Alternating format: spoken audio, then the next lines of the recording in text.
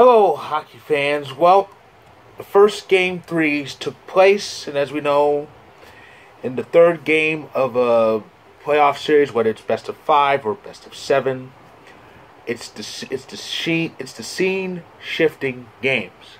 That's what it is. It's new ground, or in the case of because it's hockey, it's new ice.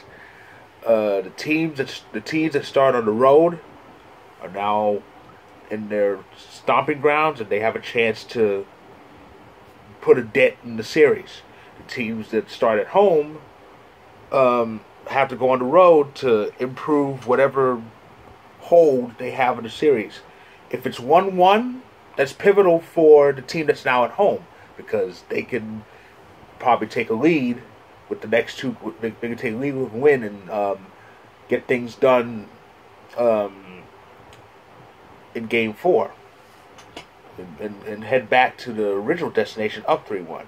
If it's 2-0, however, then the team that's down 2-0 heading home has a chance to really make things interesting by winning the next 2 games. That's what Boston faced. The Bruins were down 2-0 after a pair of not so great losses to Carolina, but they got it done. The perfection line, as usual, had to lead or carry the way, and Jeremy Swayman gets his first playoff victory, 4-2. So now it's a series. It's 2-1, but home ice advantage still remains a thing. However, they were the only home team to win today. Yeah, because Tampa Bay, St. Louis, and especially the Kings, they just couldn't do it in their home ice. Toronto played like a team possessed, because the way they lost that game, game 2, yeah, that left a bad taste in their mouths, and they wanted to prove they could really make some noise, and boy, did they. 5-2, never trailed, no points from Austin Matthews. Yeah.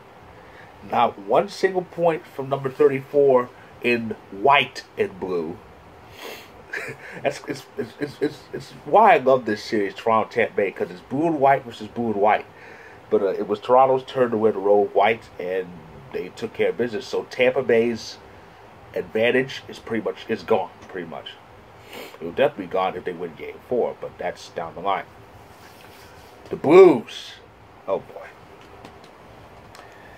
I now see why Minnesota finished ahead of them in the standings, because I always thought the Blues were a better team than Minnesota, but this team is just not doing anything.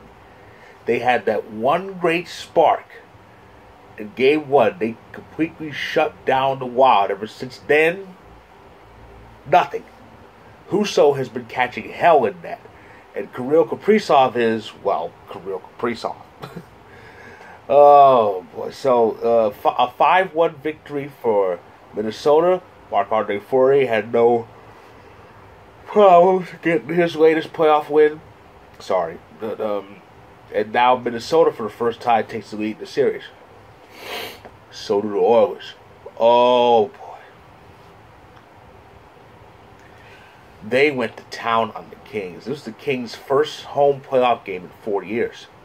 But this was not a good playoff homecoming for them. They never had a chance. This game was doomed from the start. An 8-2 drubbing that saw Evander Kane pick up his first career hat trick, and we got 2 goals each from Zach Hyman and Ryan Nugent-Hopkins. Connor McDavid didn't put anything in the net, and the only other goal was scored by Leon Draisaitl. That was the first goal of the game. From a 2-on-1, it was the dynamic duo McDavid and Draisaitl. Kings, and that's the thing. The Kings were a team this year that they were pretty much based on defense. They've been outscored 14-2 in the last 2 games. Yeah, that defense is gone. It's not good.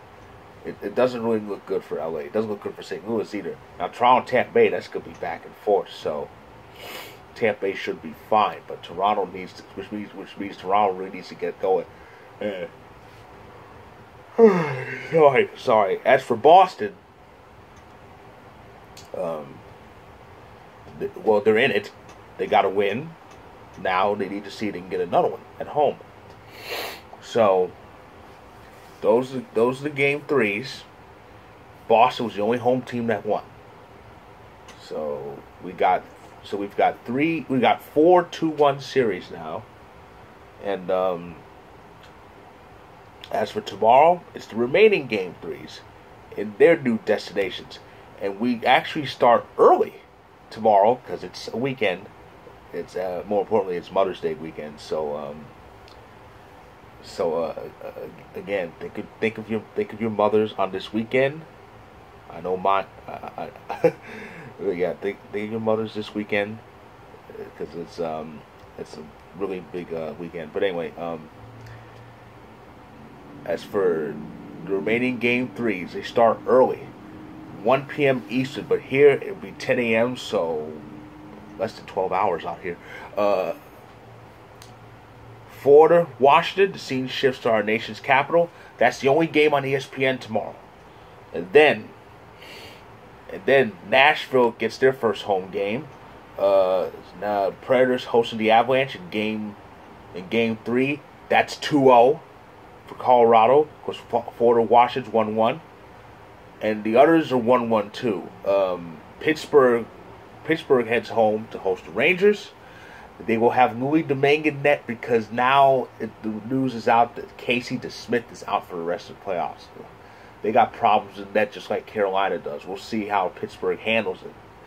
Of course, Domingue had that great outing in relief in that triple overtime game. I guess that was it fried pork and broccoli. I guess that helped him. Watch every goalie start eating that now.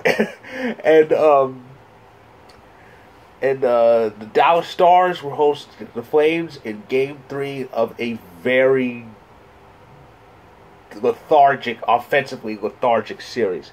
Only 3 goals. Only 3 combined goals this entire series. Evander Kane has more than that himself. He's got 5 in the playoffs. In 3 games, he's got 5 goals. Evander Kane has more goals than that entire Flames Star series. Kirill Kaprizov has more goals than that entire series. Nathan McKinnon has that many goals on his own. So does David Perron. So that has been a very offensively lethargic series. To watch one of those games be like 8-5 or something.